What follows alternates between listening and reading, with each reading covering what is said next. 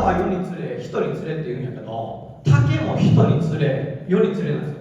人の生活に合わせて竹かごっていうのは変わっていくんですよ。所以就是等于竹子也是按照人的生活方式一直在改变的。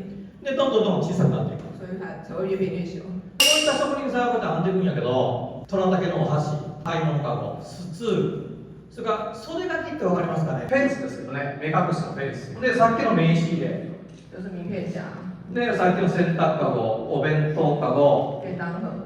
照明、花かご。ザルに干すと色艶が良くなって味が美味しくなるんですよ。就是这个也是都是等于是算什么烟梅子嘛，对不起，それで参加しようと思って、こういう車を作りました。で、ここ走ってる。所以他就坐这台车去参加那个冲下去的比赛。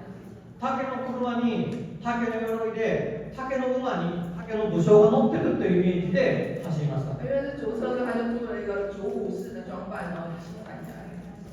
僕も母から譲られた竹かごや竹細工があります。でそれを大事に使ってまた自分の経営に残していきたい。就是我也是从母亲那边承袭了这个竹屋，就是这个竹公司。那我也是非常非常珍惜它，非常珍惜使用它很久之后，我以后也会传给我下一代。プラスチックだったらほら、もう使って壊れたらすぐ捨てるでしょ。就塑胶，反正就用坏就丢了。竹はこうやって長く使えるとこがいいとこなんです。就是竹子就是这样，可以一直用，然后用坏了再修，用坏了再修。これもそうですよ。これもずっと長く使って色が変わってきてるんですけど、ここの縦の竹ひごとこの口巻きがやっぱ壊れやすいんですよね。で口巻きを直しました。就是这个也是用了很久，它上面的口是最容易坏掉之后就把它再修。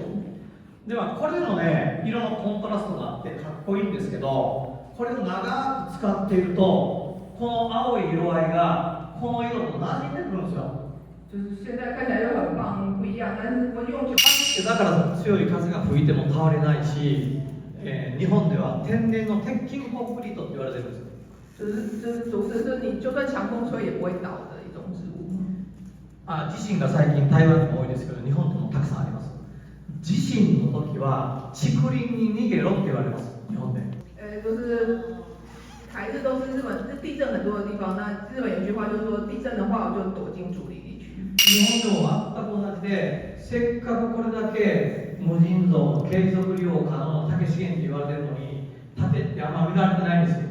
就是竹子从长高其实只要3个月就长得很快的一种植物，但是就是日本或台湾其实没有真的是特别的去保存它，特别去栽种它的概念。ところがですね、その可能性がゼロじゃないと僕が思ってるのは、例えばこの袖書きですよ。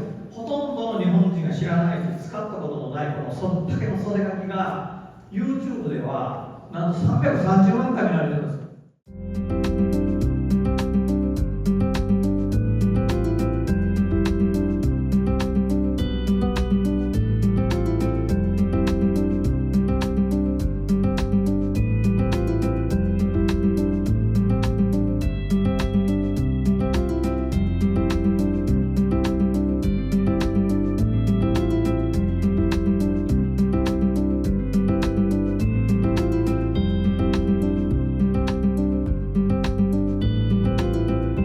最後まで動画をご覧いただいてありがとうございます。グッドボタン、チャンネル登録よろしくお願いいたします。